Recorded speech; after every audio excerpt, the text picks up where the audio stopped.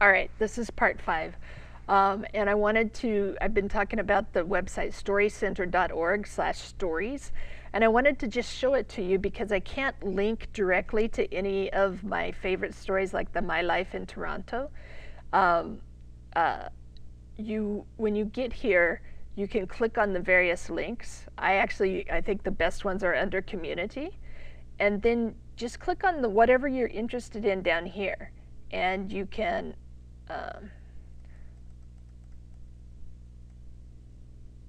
scroll,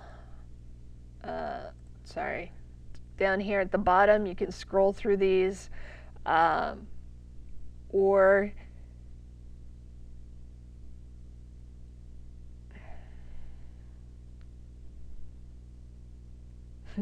My Shoes is a good one, interesting one, and actually the Pralines is powerful, and a lot of these stories are really good. I'd encourage you to check them out, all right? Okay, so we're continuing with part 5 of the Introduction to Digital Storytelling. The images are important, but hearing your story, the narration, the talk is important. Recording your narration is an important part.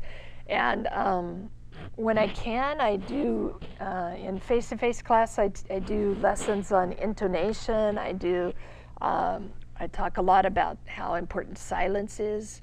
And use your voice as a tool in the storytelling. It doesn't matter if you use Photo Story or whatever you use. Movie Maker can also, you can record your narration in Movie Maker. But use your voice. And I encourage you, use your voice, not somebody else's, even if you feel like somebody else's voice is better. And then you need to assemble and organize the story, obviously. So the story should be organized. The example I gave, My Life in Toronto, I love how she starts out with her family and her feeling of togetherness, and then the lonely part, and then again she goes back to she found a new family. So I love that. Part of what you need to do is figure out who your audience is. So your audience are the classmates. So you need to know that your classmates are there, and don't say anything so personal that you're going to be embarrassed by it. All right. And figure out what your purpose is. And your purpose generally is just to share something. But you actually yourself are going to come up with something more specific in terms of your purpose. And make it a little challenging to your audience. Again, that's what I love about My Life in Toronto. This is a quote from the book. Daniel Weinschenker describes building tension in a story structure by using the cat analogy, right? So if you make it too easy for the cat when you're playing with them, then they get offended and bored, and they just walk away because they don't want to play anymore. If you make it too difficult, you never let them catch the toy, then they give up also, you know? So you have to find balance there. And that's what you need to do with your audience. You can't make it so difficult, so abstract that your audience isn't going to be able to figure out what you're talking about. But you don't want to make it so literal and so simple that they're not going to be challenged at all. Okay?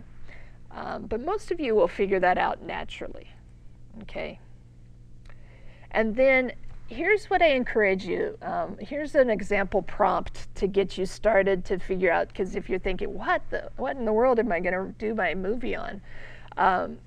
So here's a prompt that's a quote from the book by Joe Lambert.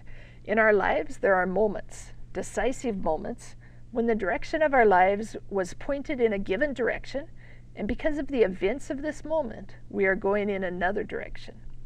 Poet Robert Frost shared this concept simply as the road not taken. The date of a major achievement, the time there was a particularly bad setback, the experiences of meeting a special person, the birth of a child, the end of a relationship, or the death of a loved one are all examples of these fork-in-the-road experiences. So I encourage you, you don't have to do this, but I encourage you right now, at this second, write about a decisive moment in your life. Just take 10 minutes and write about some special moment and experience in your life. All right? All right, so have fun with this assignment. There, you'll find some other links to some other examples, but hopefully through the reading and through this series of lectures that you'll be able to figure out what your assignment is supposed to be. All right, guys, thanks.